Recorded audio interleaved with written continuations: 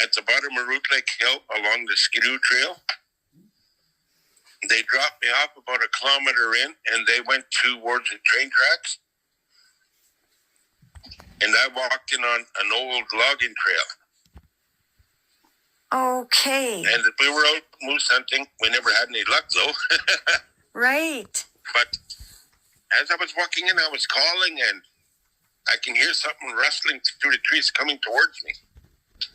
I never thought anything of it, so I just kept walking. And I got within 50 yards, and all of a sudden it stood out in front of me. On the old logging road, Ray? Yeah, on the old logging road. Okay, so at that point you saw one adult? Yes, I seen. No, that one I seen was a female. Adult? Adult female. Okay. So the male was standing off to her right in the trees. Oh, okay. Now I'm trying to get an idea of how this looks. So you've come in there by quad or by boat? I walked in. They dropped me off right off on the Skidoo Trail. They were in the 4x4s. They went along up to the train tracks. Okay. They dropped me off, and I walked in on the logging trail. And this is at the bottom of Root Hill? Root Lake, yeah. Root Lake. Yeah, the big hill coming 15 kilometers south of Wanless. So how far from Highway 10 would you say you were positioned? A kilometer. Only? Wow. Yeah. Only a kilometer. So would you have been, now if I'm on Highway 10 and I'm looking north towards Flin Flon, would you say you were would you have been on the east or west side of Highway 10? West. So that would be coming from the paw. So I'm kind of confused here. There's tracks that follow the highway. Would it be on that side? Yes, it is. Okay, so there's a sort of an area there where it just goes downhill, right? Yeah. Okay, so I think I know where you're talking about exactly. So you grew up in this area too, so you know what it's like. Yeah. You've been a resident of Wanless like good part of your life. Yes. Wow. Originally from Cormac, but live up in Wanless. So you were alone. You were alone when they dropped you off from the 4x4 trucks, and then you started to walk on the old logging road, right? Yes. Yeah. I was calling moose at the same time. Okay, so you were calling moose. And what time of day was it? It was 3 o'clock in the afternoon. Oh, you're kidding. They say that you know they're so elusive and they're so hard to see, which is true. But at times they're almost like they're so free roaming that they present themselves like that at 3 o'clock in the afternoon. When they present themselves like that, they could turn a certain way with their hair, and it turns to a different color. It makes it a blurry-ish, eh? From brown to black or something like that? From brown to, just like a camouflage to the trees. Dark brown. So it's the way the light is hitting it then? Yeah, it's the way the light is hitting the hair. And yes, it was all hair. Did you manage to get any hair sample, Ray? No, I did not. I was too frightened. Okay, no kidding. But I got the pictures. So that logging road, you would have been walking south, that runs parallel with Highway 10, kind of? Or is it northwest. Okay. It would be northwest on the highway. Okay. That way. So you were walking, which direction? I would be walking northwest. Okay. So you were walking northwest, and then suddenly a female came out of the bushes? Yes, a female came out. It was standing about 10 feet tall. Okay.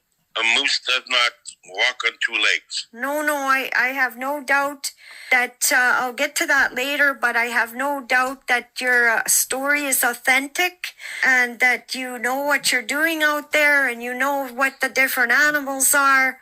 You've lived in the north all your life, and this is an area that's highly, the sightings are quite prominent in that particular area. I don't know what it is about this area, but he's been seeing around here quite a few times. So now, what was your first reaction? I guess you were probably quite shaken. No, actually, my first reaction was a moose is coming out, so I lifted up my rifle. Yeah. I pointed it at the animal that was coming out, and I put it on the chest of the animal, and a moose comes out on four legs, not two legs, 4 feet on the shoulders at least, long arms, and all full of hair. I put my rifle down, I snapped the picture, and I backed away. Okay. And I handed my picture to a geologist from Winnipeg. Okay. And that was all authentic, so. You have a copy? Yes, I do. And I have a copy of the tracks. We were there 2 days later, and we were on quads. We were sitting on top of the mud. Whatever walked across on 2 legs left the footprints. How? And sunk down 8 inches into the mud.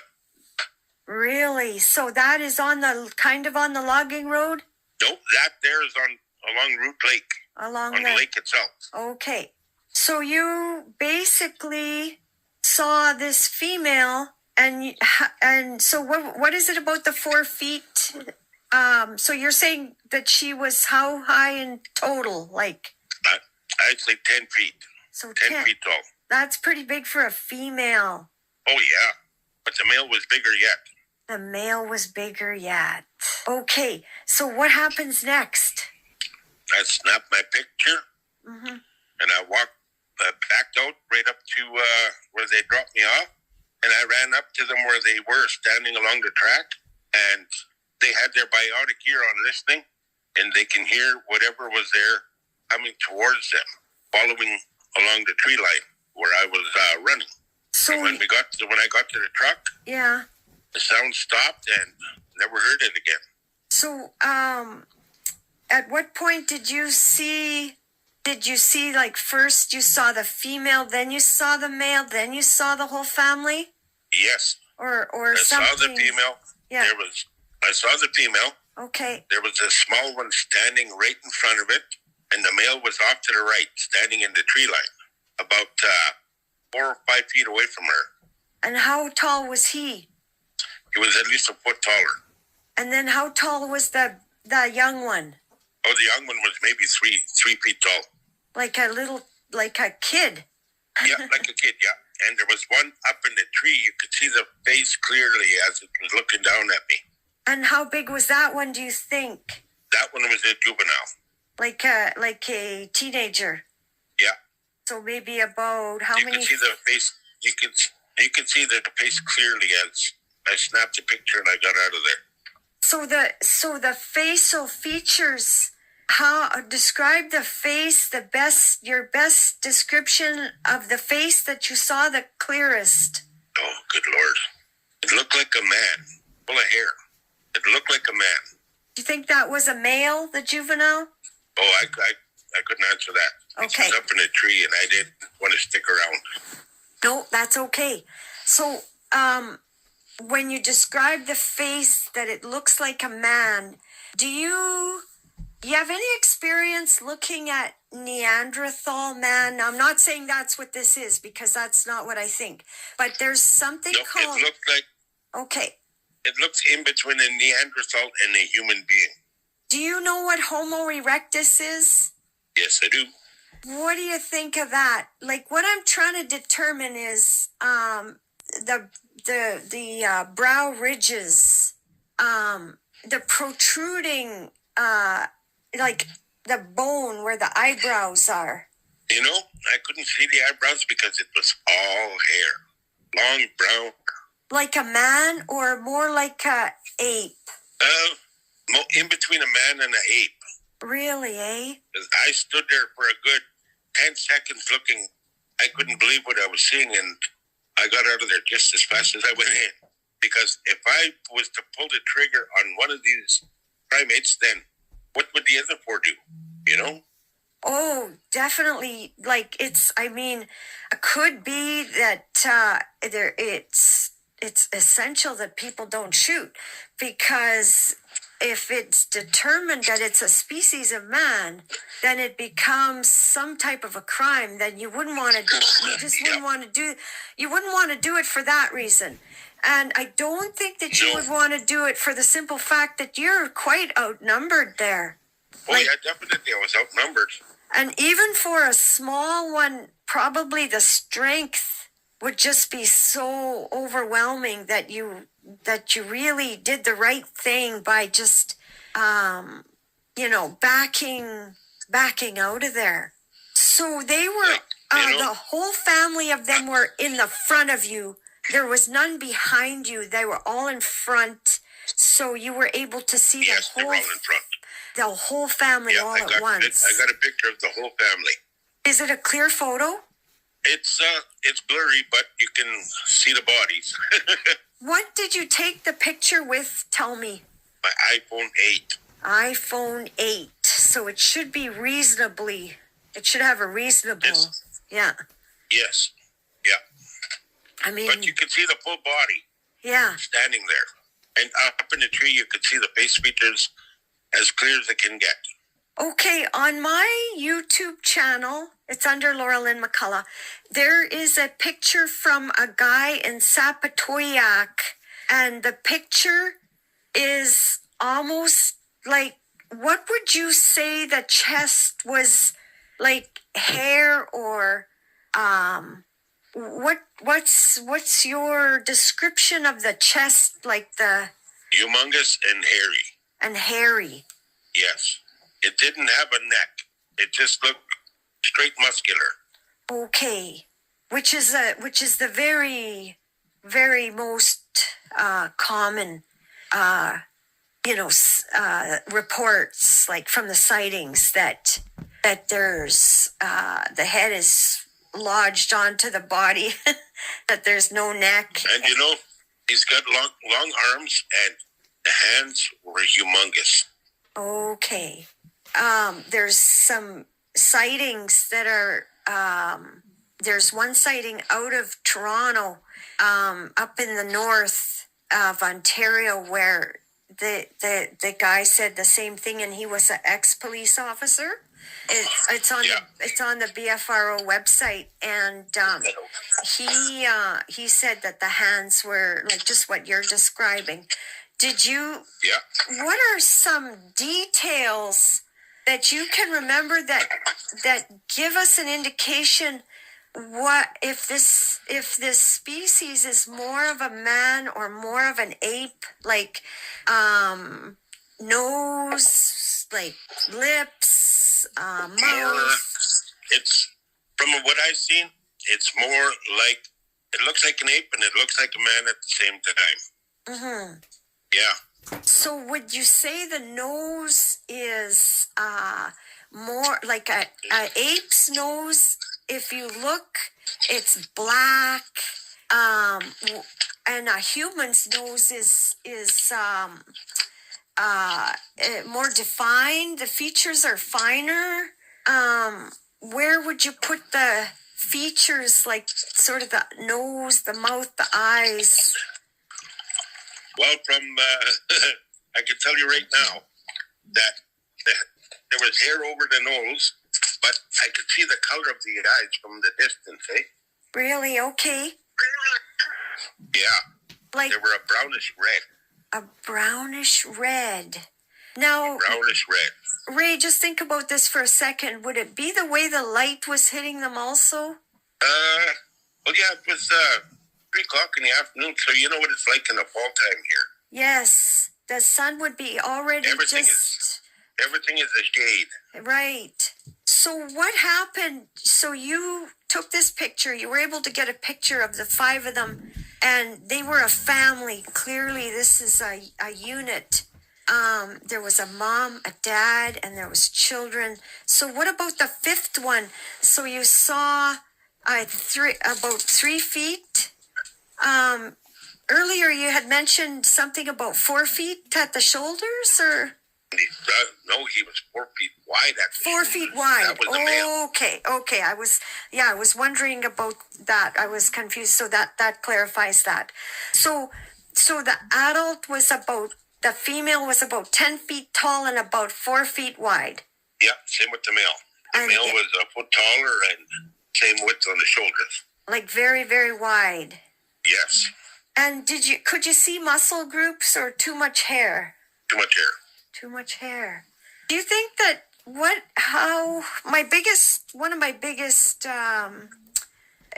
questions, like in BC they call SASQUATCH like man that can't build fire. And so it proposes like some pretty interesting questions, like how do they survive in winter? Like, so that like fur or hair that you're seeing so much of, would you know how thick a hair is on a moose or a caribou? Like, how is it that they can survive the Manitoba winters? That's one of my most pressing questions. Like, what do you know? My perspective is they're like any other animal. Mm-hmm.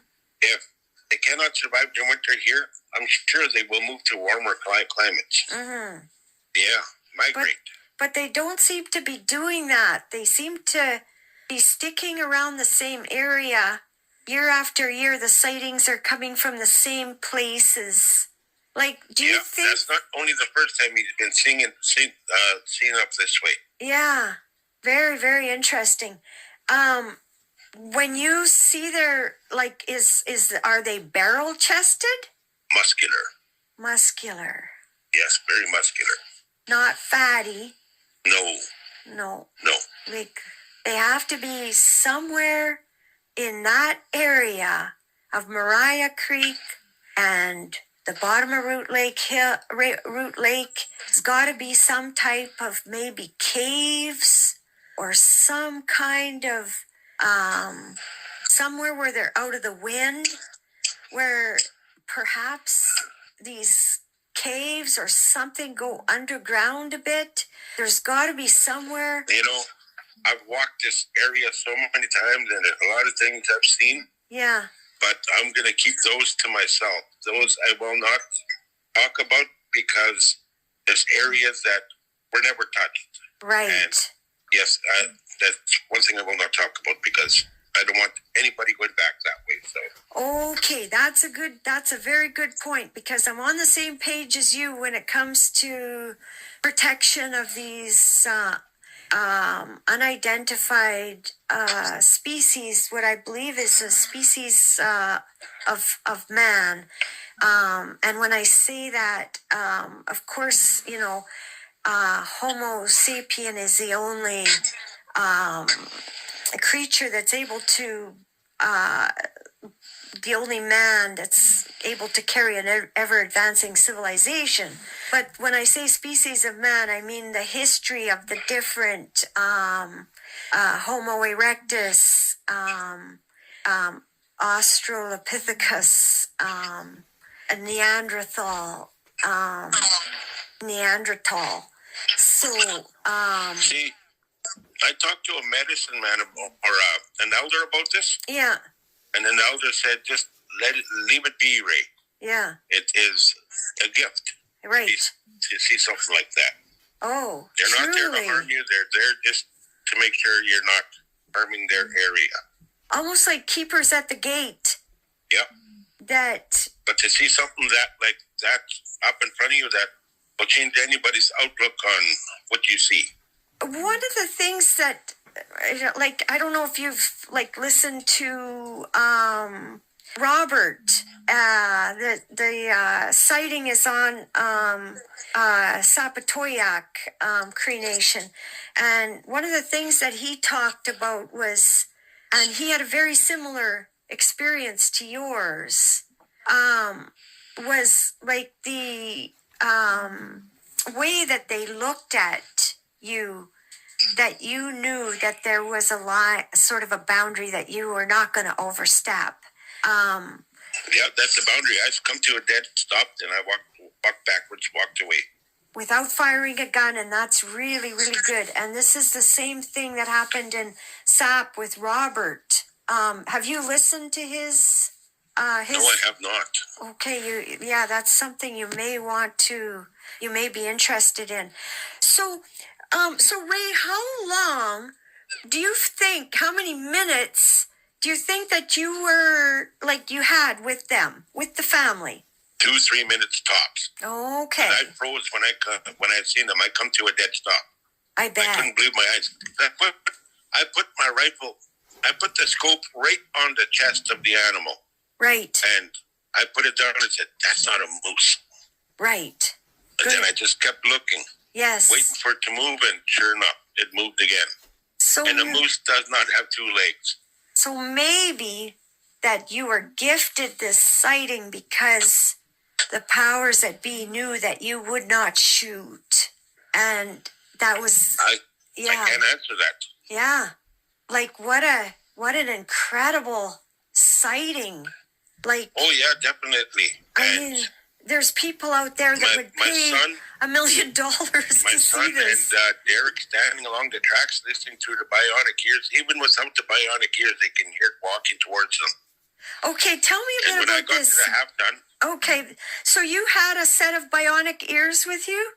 Yes, my son did. They were standing along the tracks, him and Derek Donaldson. Derek Donaldson was there? Yeah.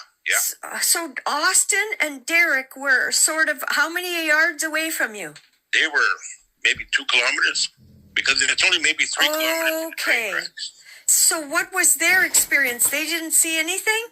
They didn't see anything, but they can hear them coming through the trees. And what was their opinion? That they thought it was a moose also. Okay. But when I got to the truck, I showed them the picture, I explained what happened, and from there we left. I haven't been back to the area since until the geologist come out. Okay. Yeah, and he got hair samples, and I don't know what else he's got, but he hasn't talked to me since. Derek? No, the geologist that came in from Winnipeg. What's his name? What was his name? Or even a first name? Terry. So Terry took a copy of your photograph? Oh, yeah, Terry. I think his last name is Monkman. I'm not too sure. And he took a copy of your picture? Yeah, he's from around Lundar. Okay, from around Lundar. Yeah, he's from around Lundar.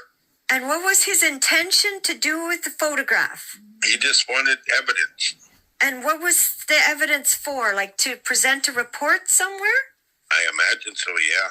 Do you know what he did? But it kind of disturbed me because when we went in there, yeah, the first thing he did is he loaded up a 10-gauge semi-automatic shotgun. I said, "You don't need that." Yeah.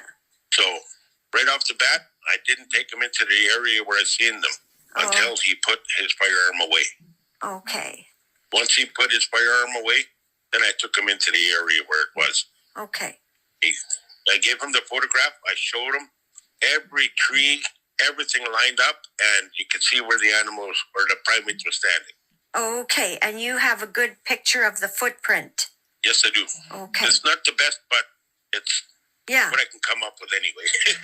So, Ray, could you see toes? No, you can't see toes. No, not in the mud. Okay. Because they protruded down to at least 6 to 8 feet, or 6 to 8 inches. So one of my most perplexing questions is that my background is in environmental technology and eco-adventure tourism. And so I have studied, populations of wildlife. And one of my most pressing questions is, are we dealing with a population or subpopulations? So now there's been sightings right at Jackfish Creek at Clearwater Lake. There's been sightings just outside of Moose Lake. So, this is just something to think about. But are we dealing with subpopulations so that the family of 5 that you saw is different from the a subpopulation at Moose Lake, or are we dealing with the same family? So this is one of the things that I'm hoping to at least gain a little bit of insight into. My guess is that we're dealing with subpopulations and that they're a little bit, probably protective of their area. Like, one of the interesting things about polar bears is that they will go out a certain distance onto the Hudson Bay, but then they come back to their denning area. So I'm wondering if the same kind of, territorial type migration type of behaviors are similar in this sub-ape or sub-man species of what we know as Sasquatch. So that these subpopulations, now what would be really interesting is if there's one way to know, and that is if people have sightings during the same time frame, that it would point towards 2 different families, possibly 3. But the amount of area that these species could cover in a day is probably quite a lot. So it's possible that we're dealing with one family in that whole area of Clearwater Lake, Wanless, like I'm pressed by this question. How many families, if you saw the whole family, then certainly the other subpopulation is doing the same thing, in their area, so to speak. So what they're doing is they are finding a mate. I believe they're mating for life, and they are having a family, and they have their territory. And then another family is doing the same thing over at a different, like maybe 100 kilometers away, 200 kilometers away. I don't know what exactly their range is, but I believe that there are families of Sasquatch in the Clearwater Lake, Wanless area that are different families, if that makes sense to you. Like I've always said, if you're going to see something, you will see it. If you're not, it wasn't meant to be. Right. Yeah, and for that to be answered, that's one thing I couldn't answer. No, for sure. No. I can't answer. No, nobody can. No, I'm just sharing my scientific investigation. Like the logging industry in North or Central Manitoba. Yes. That would have no reasonable doubt that they would have to move. Right. Because they take everything away from how can I put it? No, I can understand what you're saying. Yeah, they take everything away from the environment. Right. They take all the biodiversity away. Yes, they do. Yeah. Okay. So that's one thing I can't answer about the families and whatnot. But the encounter that I had was, I've never seen anything like that in my life. I've heard a lot of stuff out in the bush. I grew up out in the bush, and that's one thing I can't answer. No. Any more families around? Yeah, no, it's just something like it's part of my scientific investigation. I want eventually to see that if this species does become a reality, that there's laws of protection in order for them to have their space. I do believe that, everything gets exploited, and that's the one thing that I don't want. I'm a pro-protection person. That I'm very interested in the sightings. At the same time, I'm very much in agreement with you that you don't disclose deeper knowledge of where you think that they live, or like a main home base type deal. but like very, very interesting sighting for sure. Oh yeah, that was something I never thought I'd ever see. So, would you say that you saw this the sagittal ridge, which is like a pointy head? No, it looked like a human head. Okay. Yeah, there was no pointy head at all. No pointy head. And the one that was up in a tree, is the hair looked like an afro, a long afro. It's hard to explain. Isn't that interesting? I'll send you the picture, and you tell me what you think about it. Would I be able to use the picture on the cover of your interview on YouTube? Yes, you can. Okay, that sounds really good. So, the best probably way to send it is probably through Messenger. I will make a copy. I will try to use a couple techniques, being a professional photographer, to try and bring out the clarity in the i8 photo, iPhone 8 photo, and we'll take it from there. I think that the best thing that I want to see you do is take a good look at some of the Smithsonian Institution photos,